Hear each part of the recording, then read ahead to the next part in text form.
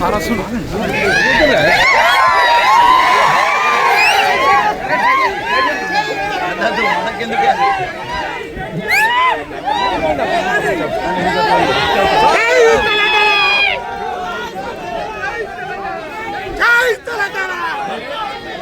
బండి సంజయ్ నాయకత్వం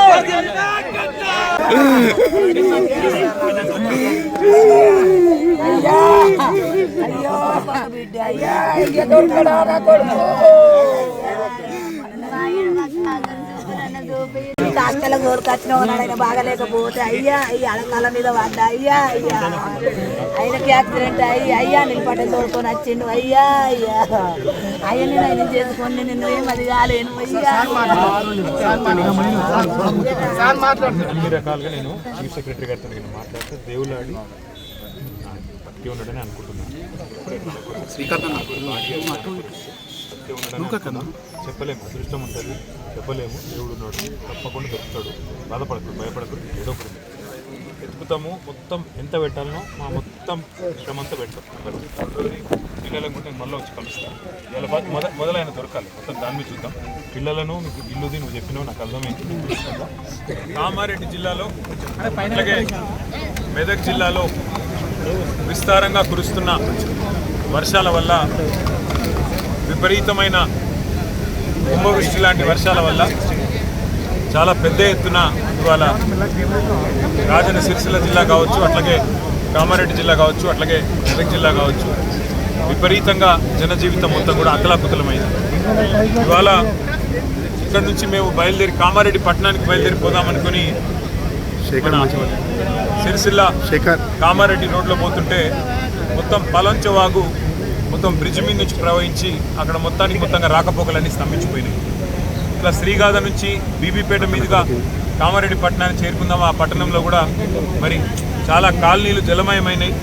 చాలా ఇండ్లలోకి మొదటి అంతస్తు పైకి కూడా నీళ్ళు వచ్చినాయని చెప్పి శ్రీగాధ మీద నుంచి పోదామని అనుకుంటే ఇక్కడ కూడా దోమకొండ చెరువు తెగిపోయి ఈ రాకపోకలు ఇటువైపు నుంచి కూడా మొత్తం స్తంభించిపోయిన పరిస్థితి. అంటే దాదాపుగా ఇవాళ కామారెడ్డి పట్టణానికి ఆకాశ మార్గం ద్వారా తప్ప రోడ్డు మార్గం ద్వారా పోయే పరిస్థితి ఈరోజు ఈ నిమిషానికి లేదు.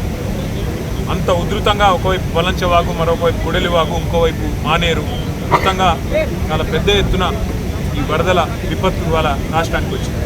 ఇంకా రాబోయే 4 రోజుల పాటు వర్షాలు విస్తారంగా కురుస్తాయని చెప్పి కూడా వాతావరణ శాఖ చెప్తా ఉంది. రాష్ట్ర ప్రభుత్వానికి మరి ఇంత జరుగుతుంటే, ప్రజలు ఇంత అవస్థల్లో ఉంటే, రాష్ట్ర ప్రభుత్వం ముఖ్యంగా గౌరవ ముఖ్యమంత్రి గారు మాత్రం నిన్ననేమో మూసీ నది సుందరీకరణ మీద వారు రివ్యూ చేసినట్టుగా చూసినాం.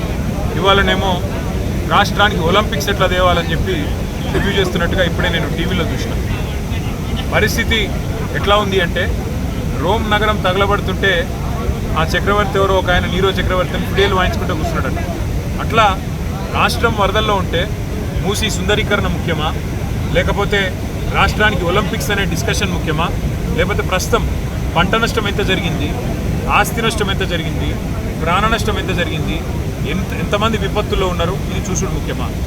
గతంలో టీఆర్ఎస్ ప్రభుత్వం ఉన్నప్పుడు, కేసీఆర్ గారు ముఖ్యమంత్రిగా ఉన్నప్పుడు సామాన్యులను కూడా మేము ఆనాడు ఇరుక్కొని పోతే మంచిర్యాల జిల్లాలో కానీ భూపాలపల్లి జిల్లాలో కానీ వెంటనే హెలికాప్టర్లు పంపి మరి సామాన్యుల ప్రాణాలు కాపాడడం జరిగింది. ఇవాళ మన హెలికాప్టర్లు, మన రాష్ట్రానికి సంబంధించిన హెలికాప్టర్లు బీహార్లో తిరుగుతున్నాయి, కాంగ్రెస్ పార్టీ ఎన్నికల ప్రచారంలో తిరుగుతున్నాయి, ఇంకెక్కడెక్కడో తిరుగుతున్నాయి తప్ప సామాన్యులకు మాత్రం అందుబాటులో లేదు. ఖమ్మంలో వరదలు వస్తే అక్కడ కొంతమంది లేడీస్ అర్థనాదాలు చేసినా పట్టించుకున్నవాడు లేడు. ఇదివరకు ఖమ్మంలో కూడా హెలికాప్టర్ పంపలేదు, 3 మంత్రులు ఉన్నారు. ఈరోజు ఇక్కడ కూడా చివరికి ఇప్పుడు ఎన్డీఆర్ఎఫ్ హెలికాప్టర్ వచ్చి, నేవీ హెలికాప్టర్ వచ్చి నర్మాలలో చిక్కుకున్న మా వాళ్ళు 5గురిని ఇక్కడ బచాయించిన పరిస్థితి. దురదృష్టం అందులో ఒక సోదరుడు నాగయ్య అని కొట్టుకొని పోయినాడు. అట్లాగే ఇంకా కొంత ఆస్తి నష్టం కూడా జరిగింది. కొన్ని గ్రామాల్లో ఏవైతే శిథిలావస్థలో ఇళ్ళు ఉంటాయో వాటికి నష్టం జరిగి కూలిపోవడం కూడా జరిగింది. కొంత ఆస్తి నష్టం కూడా జరిగింది. కొంత ప్రాణ నష్టం, కొంత పంట నష్టం, కొంత ఆస్తి నష్టం ఇవన్నీ జరిగినాయి. కాబట్టి రాష్ట్ర ప్రభుత్వం వెంటనే మేల్కొని, మరి ఇదివరకు మేల్కొని ఉండి కొద్దిగా అప్రమత్తంగా ఉంటే ఇంత అవస్థ కాకపోతుంది. కానీ ఎవరు పట్టించుకోలేదు, ముందస్తు ప్రణాళిక లేదు. ఇప్పటికైనా మేల్కొని వెంటనే పంట నష్టం ఎక్కడెక్కడైతే జరిగిందో ఎకరానికి ఒక 25,000 రూపాయలు పరిహారం ఇవ్వాలి. ప్రాణ నష్టం ఎక్కడైతే జరిగిందో ఇవాళ మరి నాగయ్య గారు ఇంకా కొట్టుకొని పోయినారు. 12 గంటలు దాటిపోయింది, ఇంతవరకు ఆచూకీ లేదు. దొరికితే ఒకవేళ ప్రాణాలతో దొరికితే సంతోషం. కానీ ఇంకెక్కడైనా ప్రాణ నష్టం జరిగితే కూడా మెదక్లో కూడా ప్రాణ నష్టం జరిగిందని వింటున్నాం. ఒక్కొక్క కుటుంబానికి 25 లక్షల రూపాయల చొప్పున నష్టపరిహారం ఇవ్వాలి. ఒక్కొక్క ఎకరానికి 25,000 రూపాయల చొప్పున నష్టపరిహారం ఇవ్వాలి. కూలిపోయిన ఇళ్ళకు కూడా వెంటనే వాటి స్థానంలో ఇందిరమ్మ ఇండ్లు మంజూరు చేయాలని చెప్పి కూడా డిమాండ్ చేస్తూ మా పార్టీ తరఫున కూడా మా కార్యకర్తలు, నాయకులు ఎక్కడికక్కడ ముఖ్యంగా కామారెడ్డిపట్నంలో గంప గోవర్ధన్ గారు తిరుగుతూ ఉన్నారు. ఎల్లారెడ్డిలో నల్లమడుగు సురేందర్ గారు తిరుగుతూ ఉన్నారు. ఎక్కడన్నా ప్రజలు ఇబ్బందుల్లో ఉంటే కార్యకర్తలు, నాయకులు వారికి సరిపడా మంచినీళ్ళు, ఆహారం ఇవన్నీ కూడా అందించి అవసరమైతే కొన్ని వైద్య శిబిరాలు కూడా పార్టీ నుంచి ఏర్పాటు చేస్తాం. మేము మా ప్రయత్నంగా మేము ప్రతిపక్షంలో ఉన్నా కూడా ప్రజల్ని ఆదుకునే ప్రయత్నం సంపూర్ణంగా చేస్తాం. మరి ఇక్కడ రాష్ట్ర ప్రభుత్వం వెంటనే మేల్కొని సహాయక చర్యలు వెంటనే ప్రజల ఆస్తి నష్టం, ప్రాణ నష్టం లేకుండా ప్రయత్నం చేయాలని చెప్పి వారిని కోరుతూ ఉన్నాం.